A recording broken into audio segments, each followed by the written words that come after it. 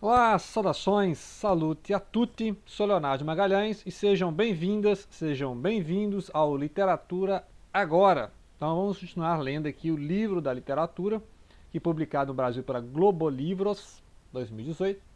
Então já vamos falar aqui do rompimento, né? A época do rompimento, que é aquela passagem do século XIX para o século XX, em que nós temos o nome de três, né? Os grandes que é ali o Marcel Proust, na França, o James Joyce, né, no Reino Unido, na Irlanda, e a Virginia Woolf, né, na Inglaterra. Né? Então, e depois vão surgir outros dois na língua alemã, que é o Franz Kafka e o Thomas Mann. Né? Então, são cinco, né, podemos dizer assim.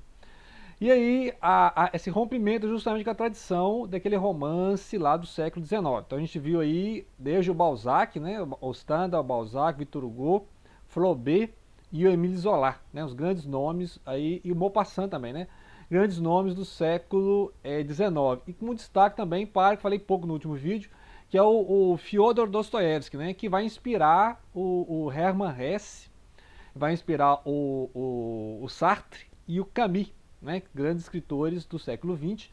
O Hermann Hesse vai ter ali o Lobo da Steppe, né, bem existencialista, e a obras mais absurdas, né, mais decadentes, mais nihilistas, que é a Náusea, do Sartre, e o Estrangeiro, ou o Estranho, do Albert Camus. Né, que são obras assim que mesma vibe ali do Homem do Subsolo, né, as Crônicas do Subsolo, as Memórias do Subsolo, as Notas do Subterrâneo, que é aquela obra do Dostoiévski bem existencialista, né, aquele negócio bem de mergulho no íntimo, né, aquelas ideias nihilistas, que aparecem em várias obras do Dostoiévski. Né? Então, fazendo esse link aí, ele vai abrir aqui com a questão, por exemplo, do Ulisses, né? Ulisses, que é a obra do James Joyce, está aqui separada, a obra do James Joyce, que é essa obra que vai implodir, né, o romance moderno, no sentido de que tem vários narradores, vários momentos, né, já li aqui vários no canal e tem vários vídeos dedicados à leitura do James Joyce, que é uma obra assim, complicada de ler até para quem fala inglês, né, porque ele faz muita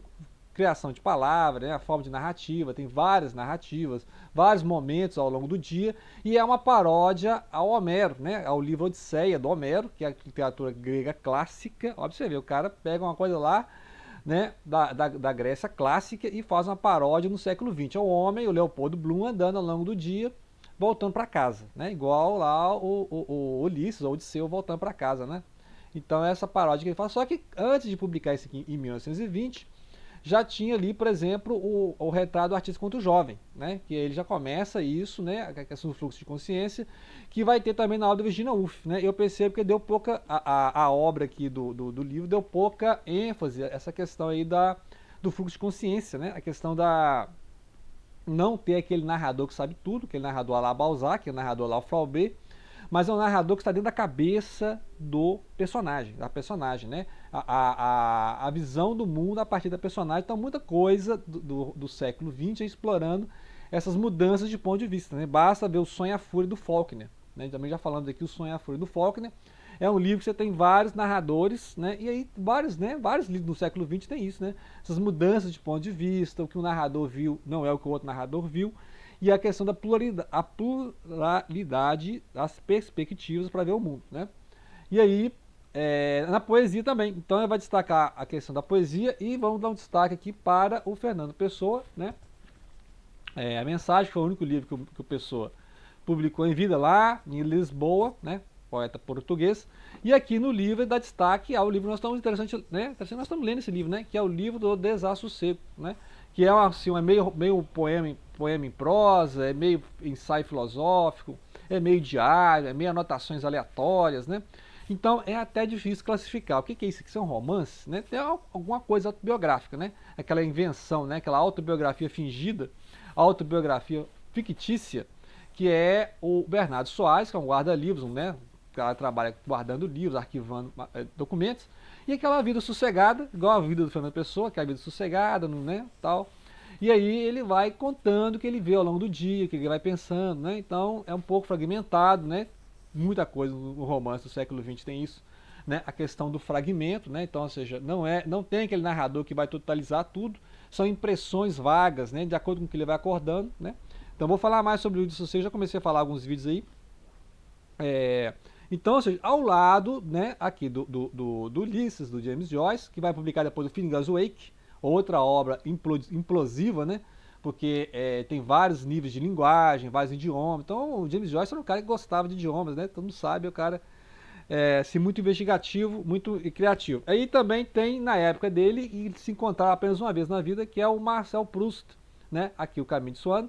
Já falei também vários, são 7 livros, né, são 3.000 páginas, e aí seria aquela volta final do século XIX, a Bela Época, né, Belle Époque, em que o Proust vai fazer esse mergulho nas memórias. Então ele vai tentar lembrar tudo, vai mergulhar ali uma madeleine, né, que é um biscoito, né, num chá de tíria, e vai lembrar da infância, da adolescência, né, até chegar na Primeira Guerra Mundial, né. Então é uma narrativa que é longa, cansativa, mas quando você entra na vibe, quando você entra assim, no estilo mesmo de escrita dele, que é muito digressivo, muito... assim, ele gasta capítulos narrando fatos da vida dele, mas quando você entra nesse mundo dele, aí você começa até a se emocionar com os personagens, né? E quando elas vão morrendo, você vai sentindo, né? Toda vez que eu leio, eu realmente me emociono, porque você vai entrando na vida dos personagens, né? Então tem esse mistério aí você tem que entrar no mundo dele, né? Então é uma literatura assim, pra você entrar no mundo, é imersiva, você tem que acompanhar a vida dos personagens, o que ele pensa de cada um, né? Então assim, não é um romance fácil, ler o Marcel Proust não é fácil, mas quando você entra no esquema, né? Aí você é contagiado, como diz, né? Então tem esse aqui e tem fechando, né, o 7º livro, que foram publicados no Brasil pela Globo, aqui o Tempo Redescoberto, e ele volta ao início, né? Então são No Caminho de Swan, A Sombra das Jovens em Flor, Caminho de Guermantes, Sodoma e Gomorra, A Prisioneira, A Fugitiva, né?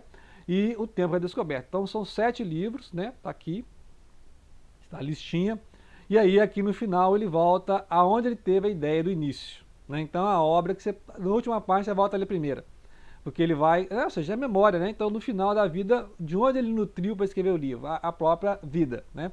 E aí ele vai explicar por que ele começou a escrever o livro. Então no final de escrever tudo, né, é que ele volta, como é que eu tive a ideia de escrever esse livro?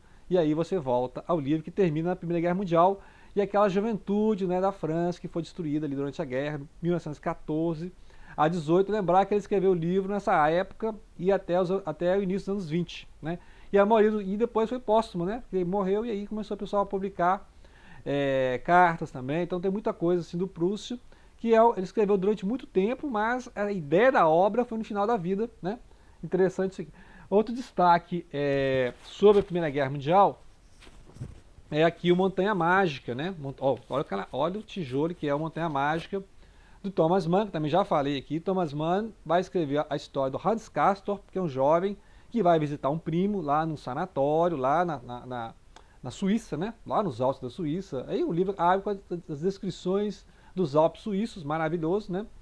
Tem altas conversas, diálogos entre as várias pessoas aqui que estão nesse sanatório, né? Então você tem o Settembrini, que é o iluminista, né? O homem cético. Você tem o Leonafta, que é o religioso, né? O homem que tem outra ideia para o século XX. Você tem o grande hedonista lá, que é o Meinhard Pippekorn, né? É o cara assim meio dionisíaco, lá Nietzsche, que quer a vida, curtir a vida mesmo, vamos morrer mesmo, vamos curtir a vida.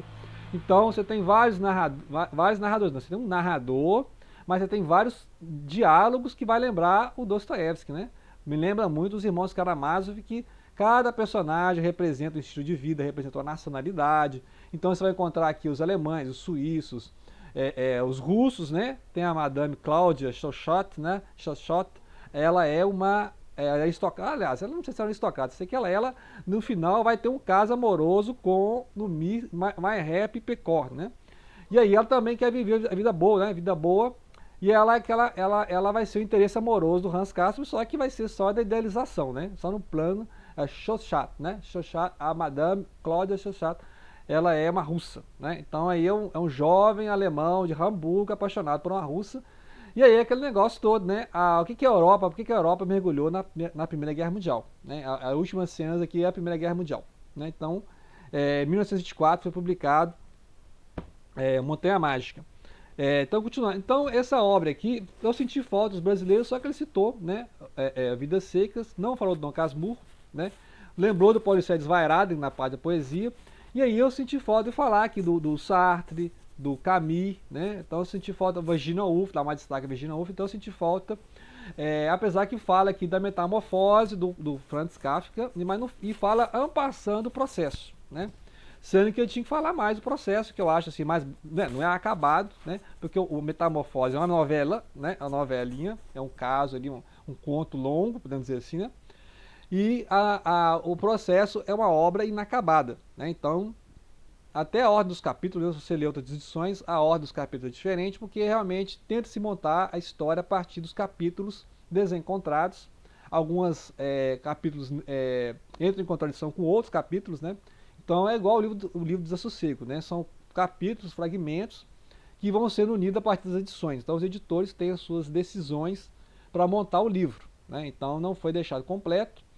Tem a cena final, mas a ideia do processo é o homem, Joseph K., que foi acusado, né? Não tem prova nenhuma contra ele, alguém acusou, não se sabe quem acusou, e aí abriu um processo contra ele. E aí ele tem que ficar o tempo todo tentando entender que processo é esse, que acusação é essa, e com quem ele conversa para esclarecer, né? Aí tem vários juízes aqui, tem vários advogados, cada um fala uma coisa, a justiça é muito arbitrária, né? Então já é um preâmbulo aqui daqueles sistemas totalitários do século XX, né? Tanto na Alemanha, na Áustria, na Itália, quanto na Polônia e na União Soviética, né? Então são sistemas, são totalitários, o cidadão é preso na engrenagem do Estado, né? Então já é uma denúncia disso aí, que depois vai ter o 1984 do George Orwell, que era um anarquista, socialista, criticando justamente o totalitarismo, porque ele viu na Guerra Civil Espanhola a questão do fascismo, a questão dos regimes, né, da União Soviética também, que ele, né, combateu lá com o pessoal, trotskista, stalinista e tal. Então ele mostrou, olha, realmente esses movimentos revolucionários, a direita e a esquerda, vão gerar sistemas totalitários, em que o cidadão esmagado pelas engrenagens, né? Então é isso que o Franz Kafka mostra, o Albert Camus mostra também, no Estrangeiro, né? Então essa questão do cidadão diante do Estado, né? 1984. Então são obras que eu acho que identificam muito. Só que o 1984 vai ser para a próxima parte, porque aí é pós-guerra, né? Então acho que por isso que eles não colocaram nessa sessão aqui do livro da literatura. Então vamos deixar essa parte aí para depois da guerra, né? Porque essa sessão aqui é 1900 a 1945, que é a guerra, né? Aí depois vão surgir outras obras, né? Que vai ser, por exemplo, falando da Guerra Civil Espanhola, Por Quem os Sinos Dobram, né? Do Ernest Hemingway, que vai falar da Primeira e Segunda Guerra, né? Adeus às armas e tal. Então eu acho que aí eles vão deixar, né? Com certeza vão deixar para a próxima parte. E essas obras depois da Segunda Guerra. E aí vai encerrar com O Pequeno Príncipe, né? O encerramento dessa parte aqui que nós estamos é O Pequeno Príncipe, que não é uma obra experimental, assim, não é uma obra iconoclasta, né? É uma obra interessante que ele vai resgatar aquela questão das fábulas, né? Assim, a fábula que vai lembrar muito aquelas obras ali do final do século XIX, que a gente já falou, né? O Mágico de Oz, o Peter Pan e tal, no sentido que é assim um homem, um aviador, que é o próprio Saint-Exupéry, né? Que ele vai encontrar no deserto. Ele vai encontrar um menino no deserto, né? Um aviador caiu, né? Durante a guerra, caiu no deserto, vai consertar o motor do avião. E aí aparece esse personagem das estrelas aqui, que é o Pequeno Príncipe, né? Essa edição comemorativa, 80 anos, né? E o Pequeno Príncipe é esse menino das estrelas que vai contar a vida dele nas estrelas. Então é uma coisa assim meio, né, meio esotérica, não sei, né? É interessante como é que é. Não acho que é uma obra experimental, mas é uma obra que resume muito dessa quebra, né, assim que teve aí no início do século XX, porque o ser humano estava ali entre o niilismo e as fábulas, né? Então muita coisa, a literatura voltou ao fantástico, as fábulas, né, voltando aí a questão Alice, País Maravilhas, Peter Pan, né, Mágico de Oz, Pinóquio, e aí vão surgir grandes fábulas do século XX, nessa época também, que é o quê? O Senhor dos Anéis e o Nárnia, né? Lembrar o Senhor dos Anéis, do Tolkien, e o Nárnia do Lewis, né? Então são obras que vão voltar essa lance fantástico, né? Essa procura esotérica, fantástica, numa época de muito realismo, né? Assim, a Primeira Guerra Mundial, a Segunda Guerra Mundial, os sistemas totalitários. Então voltou-se, né, a essa literatura mais fantástica ao longo dos anos 30, 40 e 50. Né? E aí a ficção científica também, né?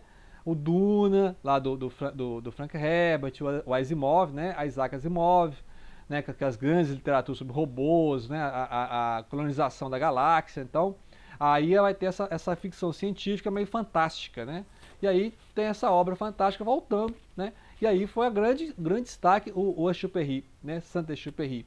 Ele não escreveu só isso aqui, né? Ele escreveu também outras obras que falam desse trabalho de ser aviador, né? Ele trabalha com os Correios, né? Então, inclusive na América Latina, tem livro dele que fala sobre a América Latina e tal. Mas essa obra realmente marcou, né? E aí, ó, para entender o verdadeiro sentido da vida, né? Então vi com uma obra assim, meio lá para esotérico, né? Eu já vi pessoal esotérico que gosta de ler O Pequeno Príncipe. Foi os primeiros livros que eu li, né? Tinha 8, 9, 10 anos lá. Foi os primeiros livros que eu li e eu achei interessantíssimo, né? Por esse resgate da infância, né? É um livro que fala sobre a infância, né? É isso aí, então. Aguardem mais 2 vídeos sobre o livro da literatura, ok? Obrigado pela atenção. Não deixem de compartilhar.